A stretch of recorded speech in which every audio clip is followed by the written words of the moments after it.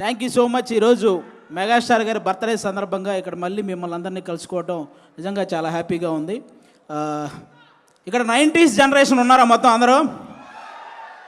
90s generation ముఖ్యంగా ఇక్కడికి వచ్చిన పెద్దలందరికీ, బాబీ గారు, డైరెక్టర్ బాబీ గారికి, అలాగే జానీ మాస్టర్కి, అలాగే నాగేంద్ర గారు జర్నలిస్ట్ గారికి, అలాగే ఆటా సందీప్ బ్రదరు, అలాగే మన రమేష్, మొత్తం అందరికీ కూడా థ్యాంక్ యూ సో మచ్ అండి.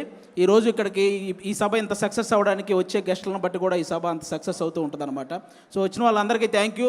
ముందుగా మన బ్రతుకులకు కారణమైన మన తల్లిదండ్రులకి, మనం ఎలా బ్రతకాలో నేర్పించిన గురువులకి, బ్రతికితే ఇలా బ్రతకాలరా అని చెప్పి నిరంతరం ఇన్స్పిరేషన్గా ఉంటున్న మెగాస్టార్ చిరంజీవి గారికి నేను ధన్యవాదాలు చెప్పుకుంటూ, 90s జనరేషన్ మొత్తానికి మనందరికీ కొన్ని కామన్ ఫ్యాక్టర్స్ ఉంటాయి.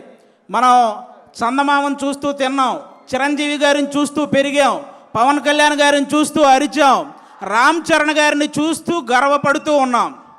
మన ఇంట్లో టీవీ లేని రోజులు, పక్కింట్లో టీవీ ఉన్న రోజులు, ఏదైనా వేరే సినిమా వచ్చినప్పుడు వాళ్ళు ఏమైనా అనుకుంటారేమోనని మధ్యలోనే లేచి వచ్చిన రోజులు, కానీ చిరంజీవి గారి సినిమా అయితే మాత్రం వాళ్ళు ఏమనుకున్నా పర్లేదని చివరిదాకా చూసి వచ్చిన రోజులు.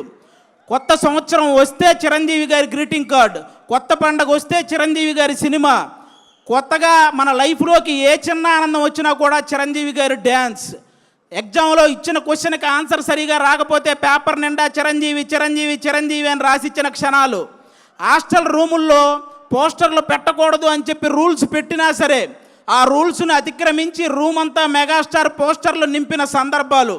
ఈ జనరేషన్కి మెగాస్టార్ అంటే వన్ ఆఫ్ ద హీరో, కానీ మా జనరేషన్కి మెగాస్టార్ అంటే వన్ అండ్ ఓన్లీ హీరో.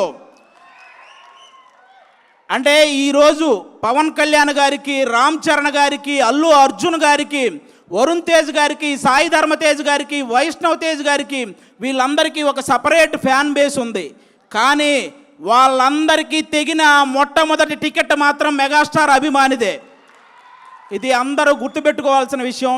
వాళ్ళకే కాదు, సినిమా తీయడానికి వచ్చేవాడికి, సినిమా రాయడానికి వచ్చేవాడికి, సినిమా చేయడానికి వచ్చేవాడికి, అసలు సినిమా అంటే పడి చచ్చే ప్రతి ఒక్కడికి ఆయనే ఇన్స్పిరేషన్. అలాంటి మెగాస్టార్ అభిమానులందరిని ఉద్దేశించి చెప్పిన గొప్ప మాట ఏంటో తెలుసా?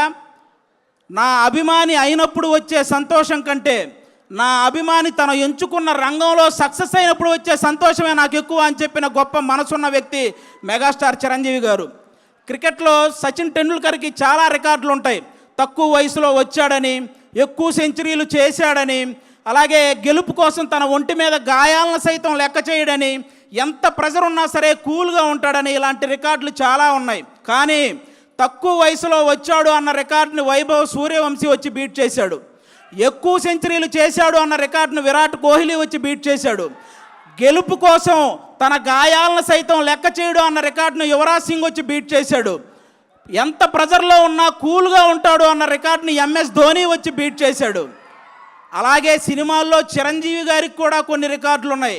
అదిరిపోయే డ్యాన్స్, అద్భుతమైన యాక్టింగ్, చెక్కు చెదరని ఫ్యాన్స్, కొన్ని కోట్ల మందికి ఇన్స్పిరేషన్, కొన్ని వేల మందికి సహాయం, జంజీ బ్యాచ్ కూడా జై చిరంజీవి అనే వ్యక్తిత్వం, ఇలాంటి రికార్డులు చాలా ఉన్నాయి. కానీ ఈ రికార్డులను మాత్రం ఇంతవరకు ఎవరు టచ్ కూడా చేయలేదు. అది అలాంటి రికార్డులు సృష్టించాడు మెగాస్టార్ చిరంజీవి గారు. చాలామంది అనుసరించారే తప్ప ఆ రికార్డులను ఎవ్వరూ బీట్ చేయలేదు. స్వయం కృషి, విజేత, ఆపద్బాంధవుడు, అలాగే మగమహారాజు, ఇవన్నీ సినిమా టైటిళ్ళు మాత్రమే కాదు.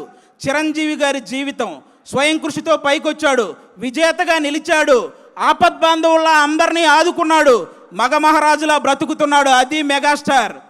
మన అన్ని లాంగ్వేజ్ల్లో, తెలుగు, తమిళ్, మలయాళం, హిందీ, కన్నడ, అన్ని లాంగ్వేజ్ల్లో మా హీరో ఇన్ని కోట్లు కొట్టాడంటే, మా హీరో ఇన్ని కోట్లు కొట్టాడనే గొడవలు అప్పటికి ఇప్పటికీ ఎప్పటికీ ఉంటాయి.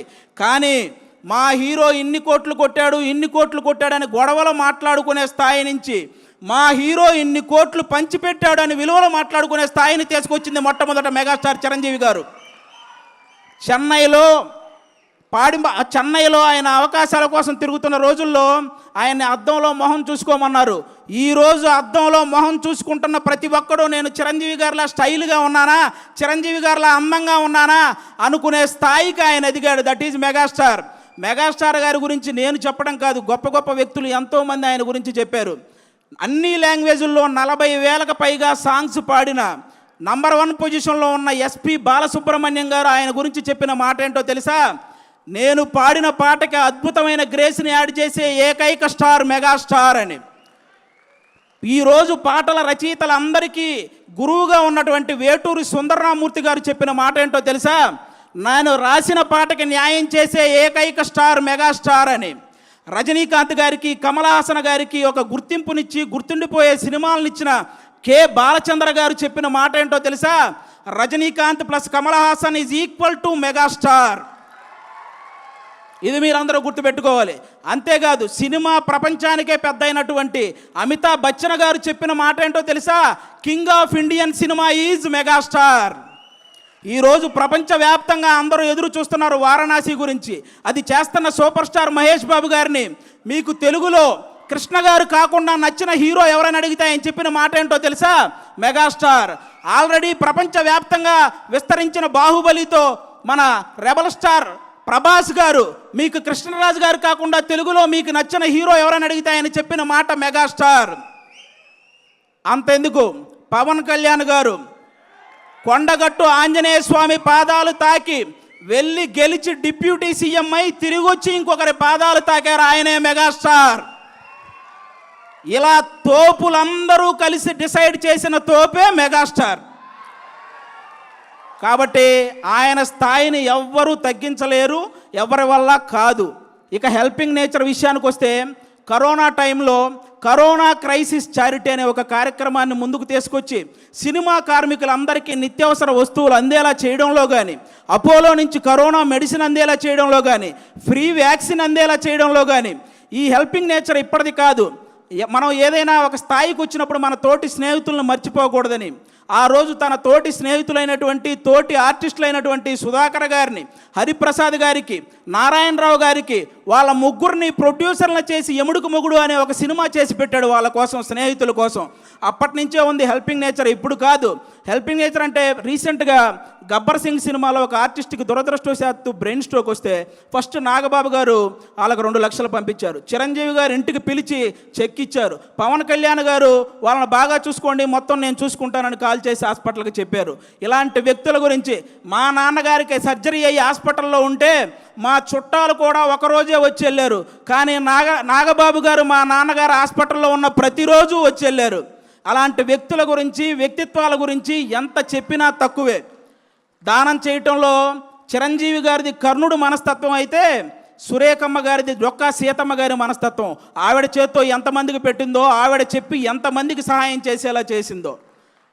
మెగా ఫ్యామిలీలా ఆదుకోవటంలో కానీ, మెగా ఫ్యామిలీని అందుకోవటంలో కానీ ఎవరి వల్ల కానే కాదు. ఇంకా అంతేకాదు, చిన్న చిన్న సినిమాలని, ఎన్ని సినిమాలు, కమిటీ కుర్రోళ్ళని, కోర్ట్ అని, అలాగే బలగం అని, ఇలాంటి సినిమాలు హిట్ అయిన ప్రతిసారి వాళ్ళందరినీ టీముని ఇంటికి పిలిపించి వాళ్ళని సన్మానించి, నెక్స్ట్ రాబోయే తరాలు మనం హిట్ కొడితే చిరంజీవి గారు ఇంటికి పిలిచేంత హిట్ కొట్టాలరా అని వాళ్ళందరికీ ఒక బూస్టప్ ఇచ్చిన స్టార్ మెగాస్టార్.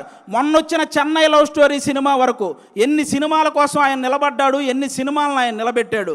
అంతేకాదు, అర్జున్ సురవరం అనే ఒక మూవీ రిలీజ్కి ఇబ్బంది పడుతుంటే, రిలీజ్ పోస్ట్పోన్ అవుతూ వస్తుంటే, ఆ సినిమాకి మళ్ళీ ఎవరైనా వస్తారా అన్న సంక్షోభంలో ఉంటే ఆ రోజు ఆ సినిమాకి, ఆ హీరోకి వెళ్ళి నిలబడిన వ్యక్తి మెగాస్టార్ చిరంజీవి గారు. అది ఎంత బూస్ట్ ఇచ్చారో మీ అందరికీ తెలుసు. ఆ విధంగా ఈరోజు మనం సడన్గా రోడ్డు మీద వెళ్తున్నప్పుడు ఒక వర్షం వస్తే ఏదైనా చెట్టు కిందకి వెళ్తాం, బాగా ఎండ తగిలిన ఒక చెట్టు కిందకి వెళ్తాం. అలాగే ఈ ఇండస్ట్రీలో సడన్గా ఎవరికి ఏ కష్టం వచ్చినా జూబ్లీ హిల్స్లో ఉన్న ఒక చెట్టు కిందకి వెళ్తారో ఆ చెట్టు పేరే చిరంజీవి. కాబట్టి చిరంజీవి గారు హెల్ప్ చేయని పర్సన్ లేడు. చిరంజీవి గారి మనస్తత్వం అంత గొప్ప మనస్తత్వం అనమాట. అలాంటి చిరంజీవి గారి గురించి నేను చెప్తున్నాను, తెలుగు సాంప్రదాయాలని గౌరవించే ప్రతి ఒక్కరికి శ్రీరాముడు ఎలాగైతే ఆదర్శమో, తెలుగు సినిమాలని గౌరవించే ప్రతి ఒక్కరికి చిరంజీవి గారు కూడా అంతే ఆదర్శం. దేశాన్ని పరిపాలించే దేవుళ్ళు లాంటి మోడీ గారే చిరంజీవి గారి చెయ్యి ఒకటి, మన పవన్ కళ్యాణ్ గారి చెయ్యి ఒకటి పైకెత్తి సినిమాల్లో ఈయన నంబర్ 1, రాజకీయాల్లో ఈయన నంబర్ 1, నిజాయితీలో ఇద్దరు నంబర్ 1 అని చెప్పకనే చెప్పారు ఇండైరెక్ట్గా. ఇక ఇలాంటి వాళ్ళు ఎవరు ఏం మాట్లాడుకున్నా పెద్ద మనకు పోయేదేం లేదు. నాకు బాధ కలిగించే విషయం ఏంటంటే, రీసెంట్గా ఒక 1 మంత్ నుంచి చిరంజీవి గారిని తొక్కేశాడు అనే ఒక రాంగ్ కంటెంట్ని ఇన్స్టాగ్రామ్ నుంచి అదంతా పోస్ట్ చేస్తున్నారు. ఇది నాకు ఇప్పుడు నేను చెప్తున్నా, అవును చిరంజీవి గారు తొక్కేశారు. ఏంటో తెలుసా? ఇండస్ట్రీలో, తెలుగు సినిమా ఇండస్ట్రీలో నంబర్ 1 అనేది కంటిన్యూ అవ్వటం ఎవరి వల్ల కాదు అని అహంతో మాట్లాడుకుంటారే, వాళ్ళ అహాన్ని తొక్కేశాడు. 30 సంవత్సరాలు కంటిన్యూగా నంబర్ 1గా ఉన్నాడు. పెద్ద పెద్ద సినిమాలు, పెద్ద పెద్ద కలెక్షన్లు బాలీవుడ్లోనే ఉంటాయి, అది టాలీవుడ్లో సాధ్యం కాదని ఊహల్లో బ్రతికారు చూసావా? ఆ ఊహల్ని తొక్కేశాడు. తెలుగు సినిమాకి అలాంటి కలెక్షన్లు రప్పించి చూపించాడు.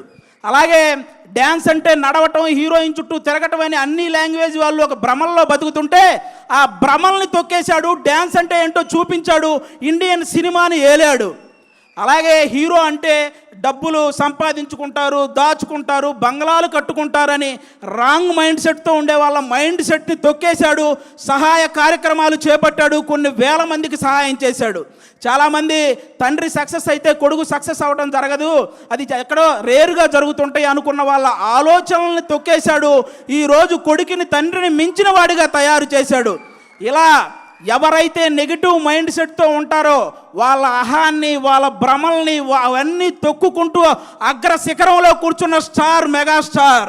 అలాంటి మెగాస్టార్ గారి గురించి మీలాంటి వాళ్ళు ట్రోల్ చేస్తే మీరు నవ్వులు పాలవుతారు, కానీ ఆయన సాయంత్రం పూట సరదాగా కట్టుకు తిరిగే లుంగి పంచ అంచు కూడా కదలదు. ఇది రాసుకోండి. చిరంజీవి గారిని అంత తక్కువ అంచనా వేయకండి. ఎవరూ కూడా ఇలాంటివి మానుకుంటే చాలా మంచిదని నేను మనస్ఫూర్తిగా, ఇన్ని గొప్ప కార్యక్రమాలు, ఇన్ని గొప్ప లక్షణాలు ఉన్న చిరంజీవి గారి మీద ఇంకా ఏదో కావాలని ఆయన మీద పడి ఆడవటం స్పైడర్ మ్యాన్ సినిమాలో ఐటమ్ సాంగ్ లేదని ఏడ్చినట్టే ఉంటుంది. కాబట్టి ఇంకా ఏడవటం మానేయండి. సినిమా ఇండస్ట్రీకి 100 సంవత్సరాలు వచ్చినా, చిరంజీవి గారికి 100 సంవత్సరాలు వచ్చినా సింహాసనం మీద కూర్చునే అర్హత అక్కడ ఆ ఇంద్రుడిది, ఇక్కడ ఈ ఇంద్రసేనుడిది. ఒకటే లైఫ్ బ్రదర్, అనుకున్నవన్నీ చెప్పేయాలి, అనిపించినవన్నీ చేసేయాలి. మెగాస్టారు, పవర్ స్టార్ ఫ్యాన్లుగా పుడతామా ఏంటి మళ్ళీ? థ్యాంక్ యూ సో మచ్ అందరికీ. Thank you.